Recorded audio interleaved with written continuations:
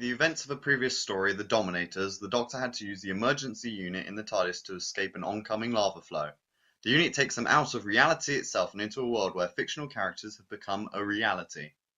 Can the Doctor, Jamie and Zoe escape from the realm of make-believe, or will the Master keep them there forever? Let's discuss The Mind Robber, written by Peter Ling, which aired from the 14th of September to the 12th of October 1968, and was the second story of the 6th season of Doctor Who. I'm Conrad. And I'm Nick. And we are the Eyes of Harmony. Woo! Okay, so we are discussing The Mind Robber and Conrad. General thoughts? It's a good story. Oh, I think it's good. It's very creative. It's very distinct from, well, pretty much any other episode. Really. Yeah, it has its own originality, which is what really stands out for me in this story. Especially with all the different characters. So one major thing about this story is that you will realise that the episodes are quite short.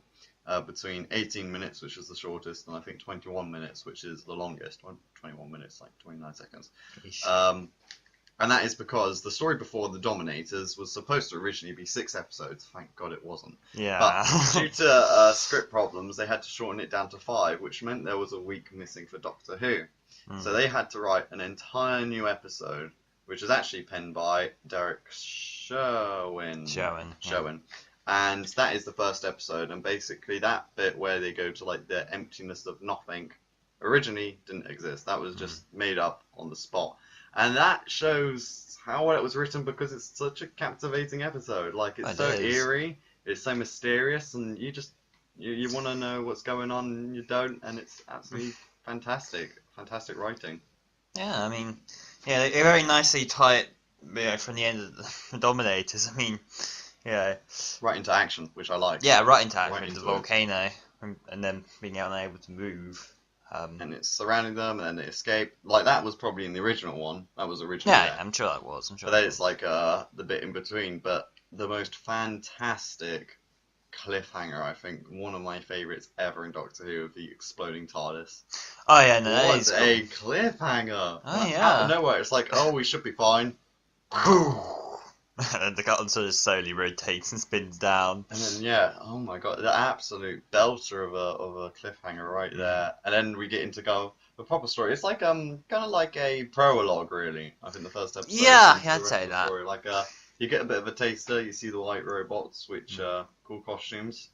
I do. Yeah. So just cut this bit. Yeah, I won't edit anything. Just keep going. Okay. So then we arrive in the world of make believe, and that's really cool. Really great design. They're kind of foresty, and like everybody's by themselves, so they have a tiny bit of screen time to themselves, mainly given to the Doctor, but he is, yeah. But you get a bit of each about what they're doing while they're kind of wandering around this foresty area. And then it's slowly revealing.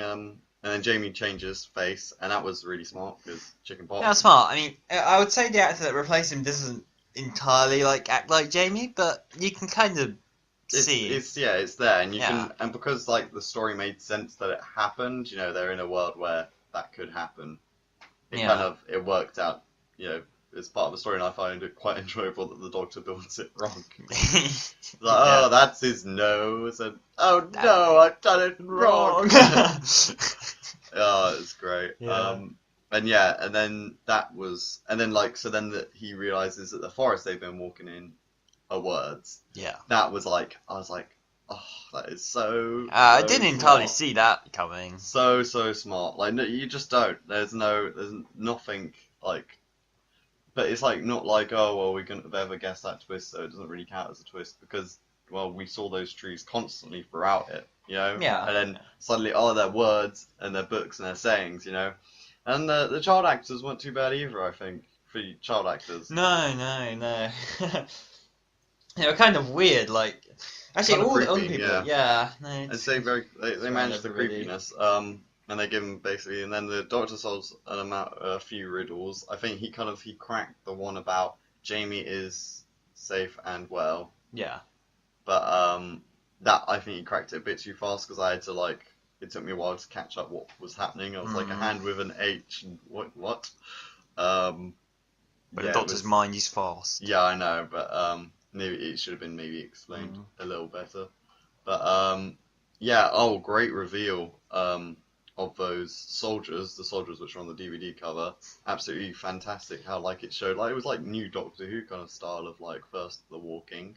Oh yeah. And then first it showed the feet, then just over the shoulder. It didn't show their face until way later. No, and that was, they didn't need to. They already had a presence. Yeah, sometimes I think that this is actually how the world of Omegas should have more been like, with weird characters and all that. Yeah, slightly out of place things. Yeah, I can kind of see that. I don't think Omega in some ways isn't quite as much of a creative mind. He was more of an engineer, wasn't he? Yeah, true. But I think he'd make cool stuff like this. But hey ho. So let's move on to different types of characters. So we get Gulliver. He's kind of slowly revealed to us who he is. Yeah, throughout the duration of the episode, and he's the most reoccurring character we have here. Yeah, he's kind of just keeping it fresh, when they need someone else to talk to, kind of thing. But the reveal that he could only speak the lines from his book, I thought was great. I wonder if they are actually just lines from the book. I hope so. I would imagine so, just because of the fact that they went out of their way to make that point. Because they could have easily just said, "Oh, it's just the character," and he speaks like that. The fact that they went out their way to point that out, I would imagine, would indicate that it was. It might be worth checking at some point. Okay, you can do that one. Yeah, and then I also love the entrance of Rapunzel. That was really well done. Oh yeah, she was quite sassy, wasn't she? I need a rope. I need a rope, and then it just comes out. And you're you a prince? Oh, that's so. It's just so smart. How it wasn't crowbarred in that entrance. It just made sense. And then gone to the world and all that. Absolutely fantastic. Great set design overall. Oh yeah, very nice. Quite varied in terms of where they go. Yeah. Well, you had the forest, you had the labyrinth, you had the rock phase, and you had the castle. Yeah, and then we had the Carcass. Oh yeah. Who's the comic book character from the future, who I haven't seen actually. It's supposed to be from the 2000s, so I'm waiting to see the Carcass comics come out. Yeah. A bit late on that. Well, yeah. Well, we've still got time, but they should do it in the Doctor Who magazine. But that'd be cool. That'd be cool. Just one time, just have the Carcass in it. But anyway, yeah. So the muscle outfit looks okay because it's black and white. If it was in colour, that would look completely out of place. But it looks alright black and white. Whatever happens to Zoe's kung fu skills? I mean, it's like in that story and never again. It's like I only used once. She's have all her energy there. Just couldn't do it anymore. She's just like, I give up. Can't do it.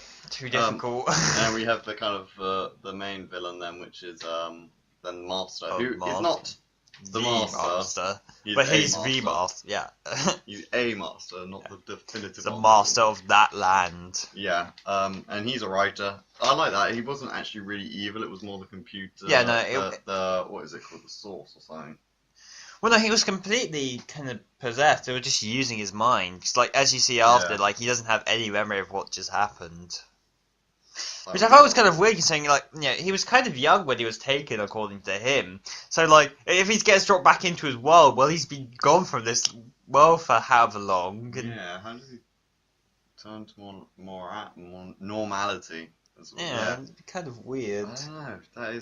That's odd. But yeah, so I liked how they slowly changed it, and they always changed the location enough for it not to become boring. So it was new, because it is very much a talkie based one. But then it was okay, and then you did have the action with the Carcass. You did a really awesome fiction fight scene at the end. And the really smart thing where the Doctor couldn't write about himself because then he would become fiction. Part of the story. Yeah. It's so good. One bit that bothered me about this episode actually was a lot of the villains they defeated by just saying they aren't real. They aren't real, despite whether or not they actually believed it. But then Zoe at some point starts to question that, despite the fact that it worked every other time. Yeah, with Medusa. It's because she could see the hand, but then she could see the unicorn. Yeah, she could see the unicorn coming straight towards them. The Medusa hair.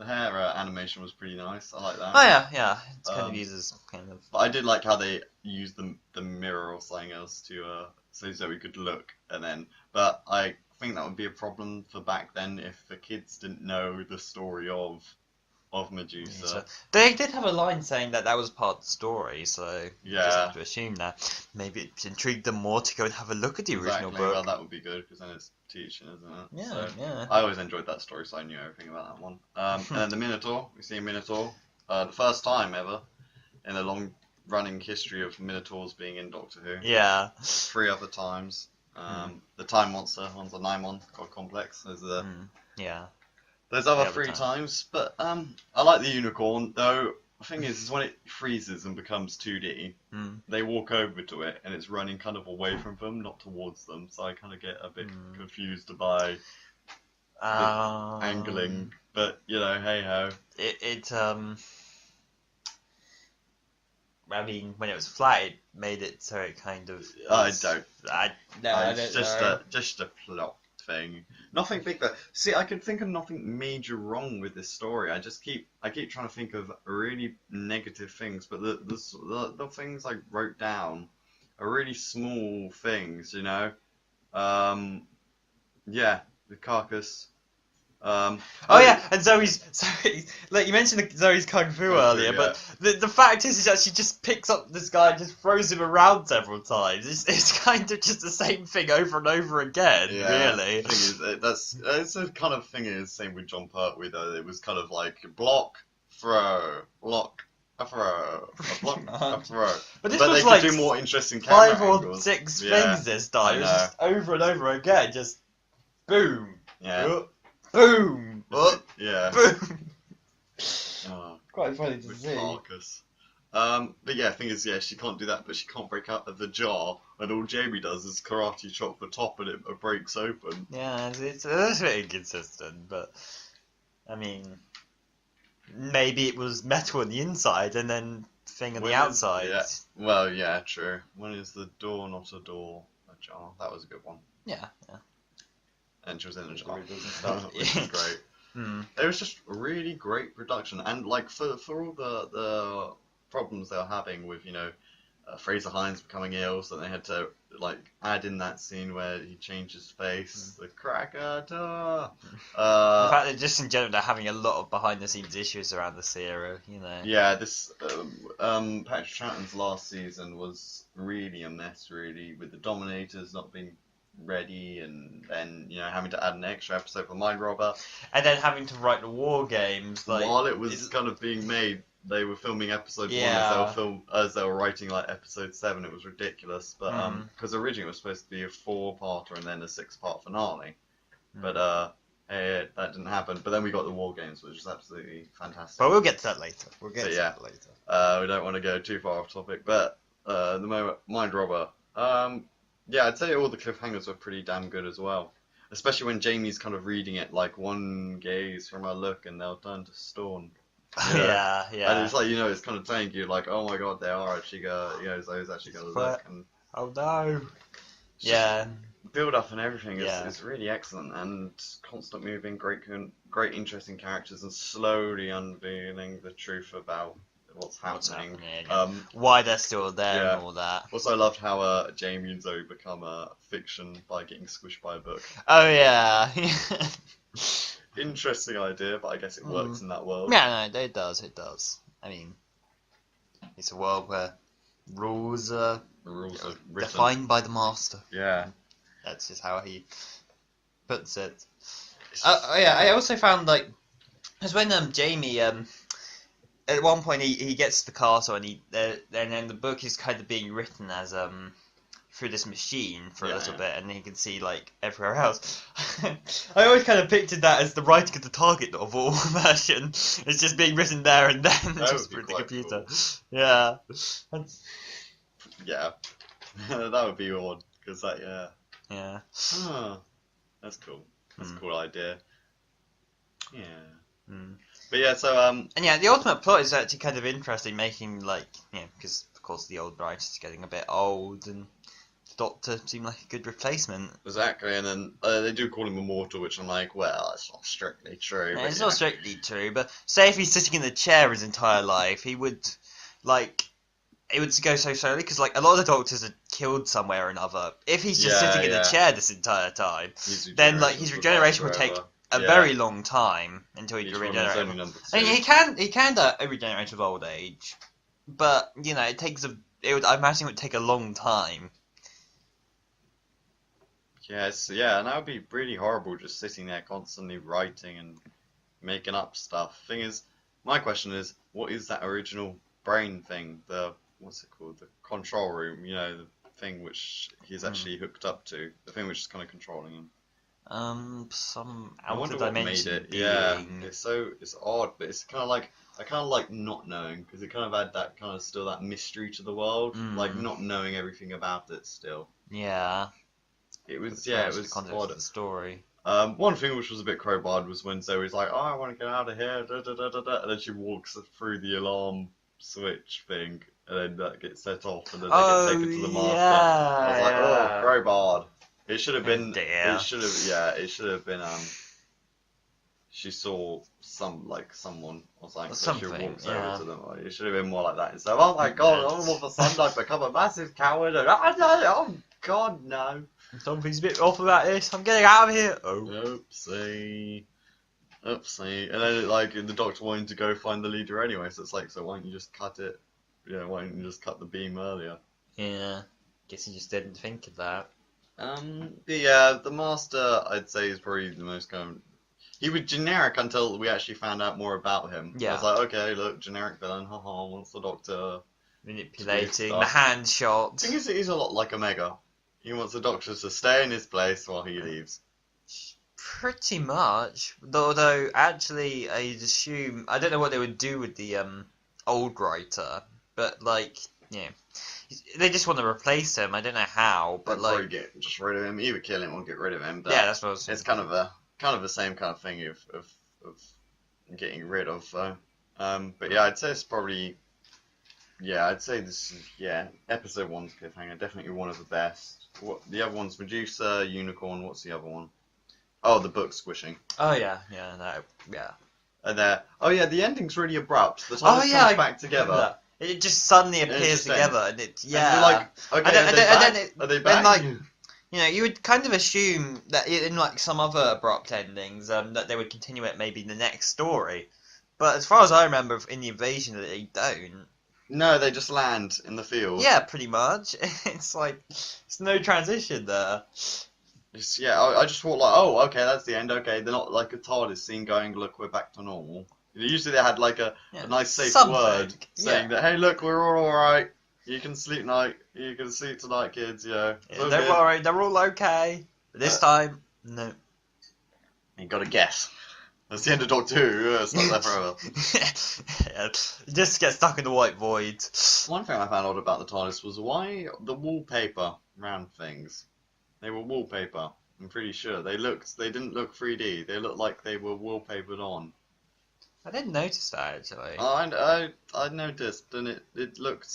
Yeah, I'm looking at a picture of it here.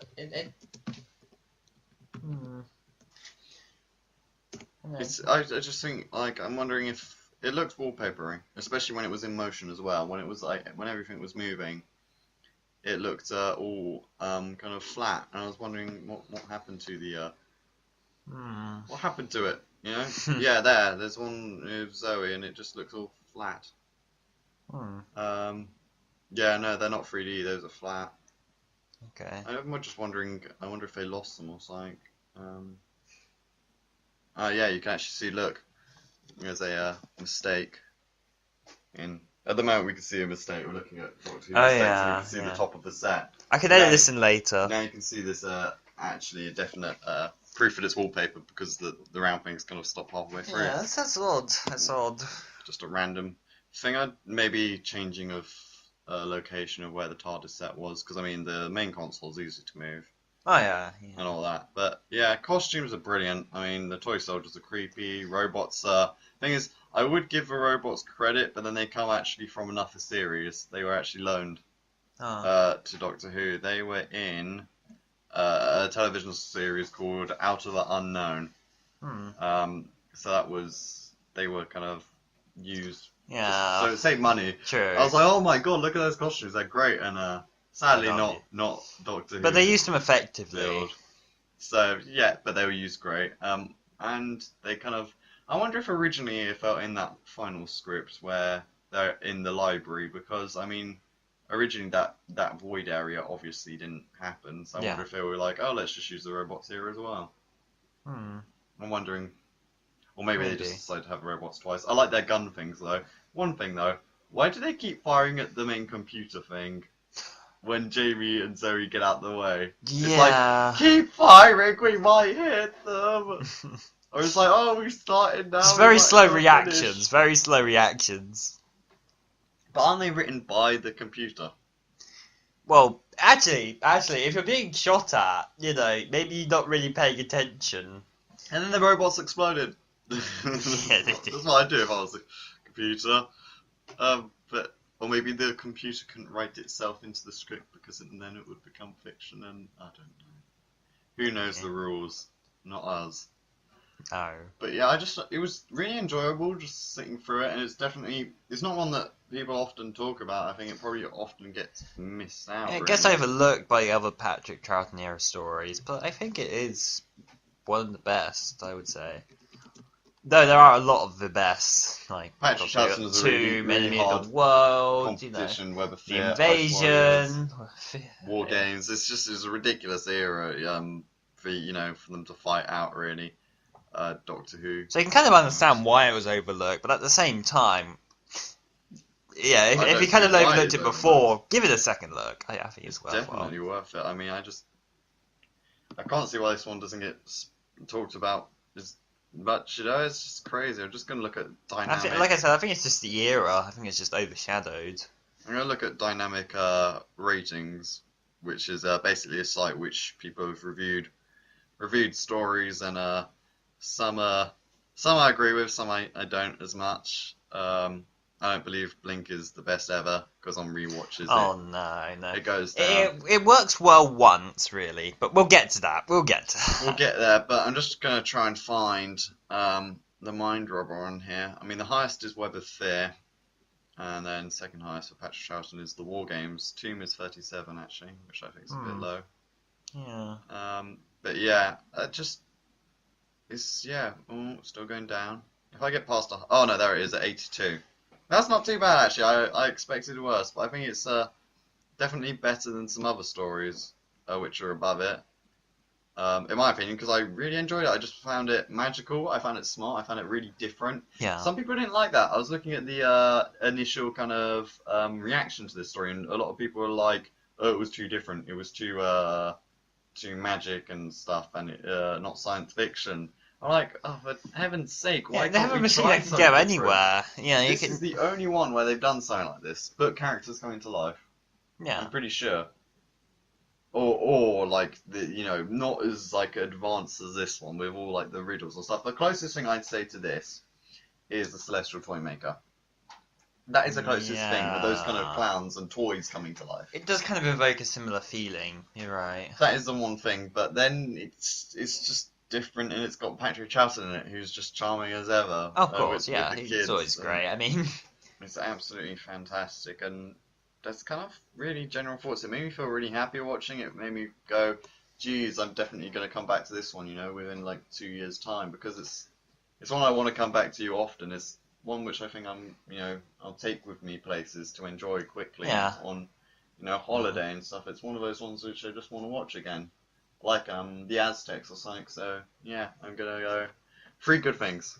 3 main good things. The main 3 good things for you. So, the general premise, which is kind of genius, it really is great in terms of everything it tries to do. I will say, it's a lot. There's so many good things. Yeah, the general level of acting was really good by everybody. Everywhere, even the children. Even children. Yeah, even good children actors. Yeah, they were really good. Even probably not children now though. Oh, true. But Yeah. If you listen, you were good back then. Well done. Yeah. And the sets, really good sets. Yeah. Like every location feels interesting, and like they never stay at one place for too long, So which is like a thing which happens like in that era. Like usually you'd keep to they keep returning to rooms. one. Yeah, they just have about 3 locations which they keep returning to like throughout the story and just keep varying. Which in some stories it works quite effectively, but others not as much. yeah. In this one, the variety in it is what makes a lot of this episode, and the variety of locations which they go to, from the void at the beginning to the labyrinth. Like it's all constantly interesting, like wherever they're going, and they always face different locations within that. But like they all look really nice, like especially the castle. Like I was quite impressed with how they made how the big castle. the doors are as well. It's like the doors are impressive. big, yeah. Impressive. And you can see like other bits of the castle, like from like so. For example, when they're on the roof, you can see like the other like pillars and stuff. Yeah. No, it's really magical set, and then the labyrinth. It all feels like part of a story or part like if you read that script, that's how I'd kind of imagine it. I think. Yeah. And the words. I can't really choose 3 good things because I just think the entire thing is good. Just the story to start with, how smart it is, all the riddles, all the slowly revealing plots. How Gulliver only says the words that he was given. The directing by I've got his name written here. David Maloney. Maloney. I think it's Maloney. David Maloney, and he was absolutely fantastic, especially with the toy soldiers reveal. I really enjoyed that. I was like, damn, that is top level stuff, especially for Black and White Doctor Who, which I think is my favourite era because it gives the most feel to it. And it's just longer ago, so I think it feels more magical the earlier days. Patrick Troughton, all acting absolutely brilliant. Set design absolutely brilliant. And under the circumstances, to come out with a story this good is absolutely brilliant. With having to write a completely new script, get that filmed, absolutely incredible. So yeah, bad things.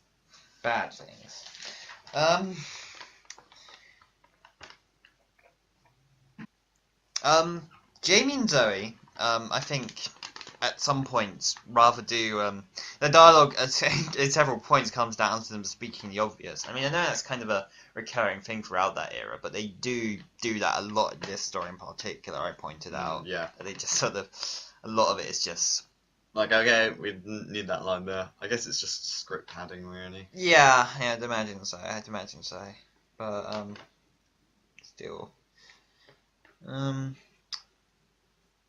I would say the whole her suddenly not believing that the thing's not coming up Medusa, to her. During Medusa, because like that, after them succeeding the other 2 times, you would have thought that it would be fine to do again. I can see her wrist. It's like you could see a unicorn running at you. Oh yeah, I really love that actually. Just go back when Jamie has the dream about the unicorn and it's there. Yeah, that was really cool. Yeah, it was a nice way to like loop it in. Because you're like, oh, okay, he was terrified of that, so it added a more terrifying kind of thing. It kind of built it up. And then the other thing I would say is and there wasn't a lot of music in this. I mean, I think at points that worked quite effectively with just having sound effects and stuff. Eerie, yeah, it was quite eerie at points, but at other points, nice. I think it would have been nice to have more than they had. At some point, I think it would have worked quite effectively, but they're all kind of small points, really. Yeah, I'd probably say I liked how they did change the Medusa, how they kind of beat her, but then it was still kind of the same thing of, oh look, you can see her, but that means that they think that she was real still. It wasn't really beating her. It didn't make much sense. So that's one thing, a bit of a plot hole there. I do agree with the generic talking, but I think all companions have done that throughout history. Yeah, I think true. It was only when it was Sarah Jane and maybe Jo Grant did it start to change. Oh no, actually Liz Shaw. Because she went more sciencey, but then she was a bit too sciencey for kids. But because sometimes you need little kids need the obvious. Well, true. Yeah, and I agree. And some in some episodes they use it quite effectively in like good moments. I think this one was a bit overkill when it came to just. Yeah, true. In this one in particular, like. And then, yeah, I'd say with abrupt ending was a bit. No reassurance that it's all okay then. Yeah, And okay. it's not even mentioned again, really. It's kind of that was it. and it's kind of it's hard to think that like all the characters that you liked in the episode, the ones that kind of been building up, are essentially dead minus the stories. Yeah, that's kind of cool.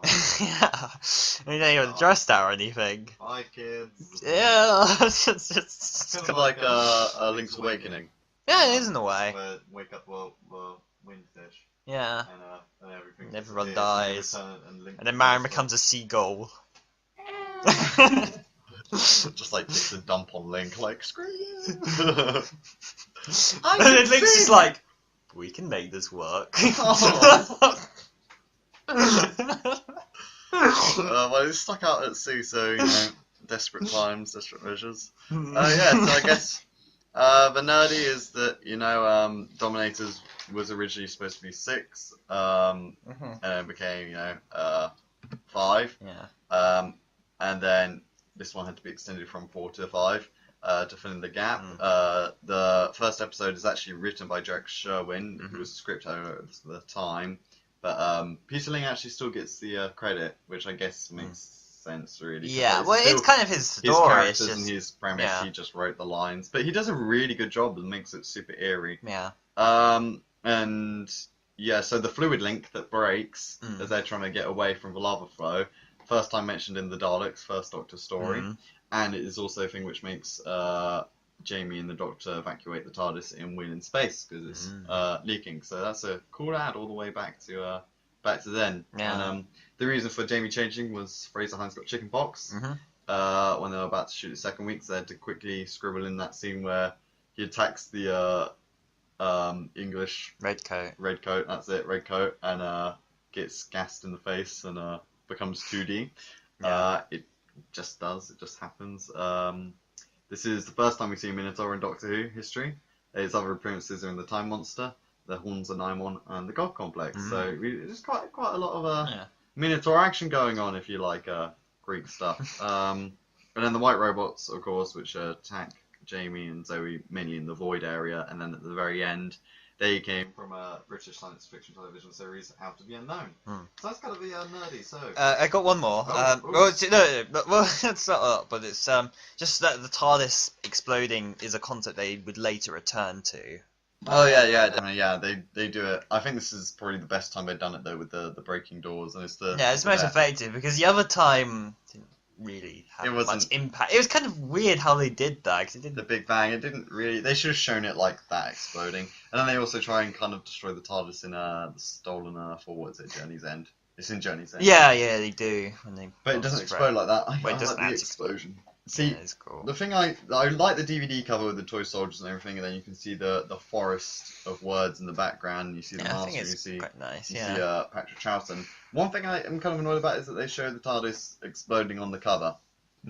I think it would have been better with Jamie and Zoe hanging on to the. Actually, the way they show it there is a little bit difficult to see. Actually, because to be honest, I hadn't even seen that on the cover. Oh really? It just looked like a weird light in the background. Oh yeah, well it's the explained TARDIS, so yeah. If you don't pay attention like Conrad, you're okay.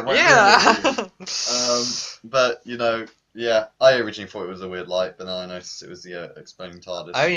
I only do have now, but it makes sense after watching the episode. I don't think a person just looking at the box would necessarily see that, to be honest. So. I know. Let us know below. Did you notice straight away, or didn't you? We'd like to know. Are you as observant as Conrad, or as me? There we go. So conclusion, Conrad. All right.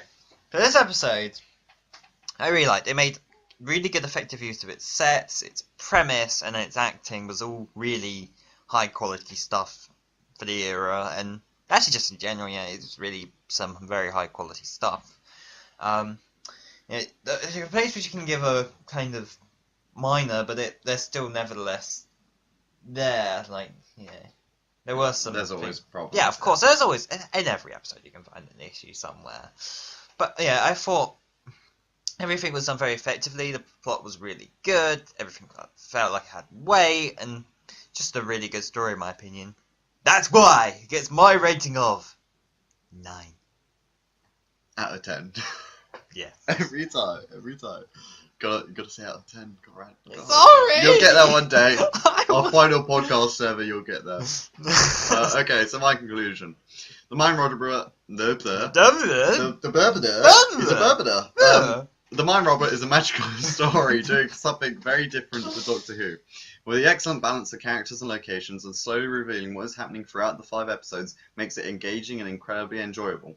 Also, with all the complications, the production team did so well, even writing enough an episode to fit the script and adding in the changing of Jamie due to chickenpox. I really enjoy this story so much that, and have such few bad things to say about it, I'm giving it a 10 out of 10. That is my personal opinion, because I just could not stop smiling at how smart it was, and all the performances were brilliant, especially from the main cast. Peter Ling and the production team went all out, and I really appreciate the effort that they went into this story. I mean, it's not even like a Cyberman story. I understand, if like, oh no, everything's going wrong, let's put it all in the Cyberman story. But they went all out on this one, like a story which, could not have worked. And I think it's really, really underappreciated, and it just shows the Doctor Who can try new things and actually succeed at it. And it's just one I don't think I'll ever get bored of and could return. I could watch this evening, and bless you. Sorry. I could watch it this evening and not get bored of it.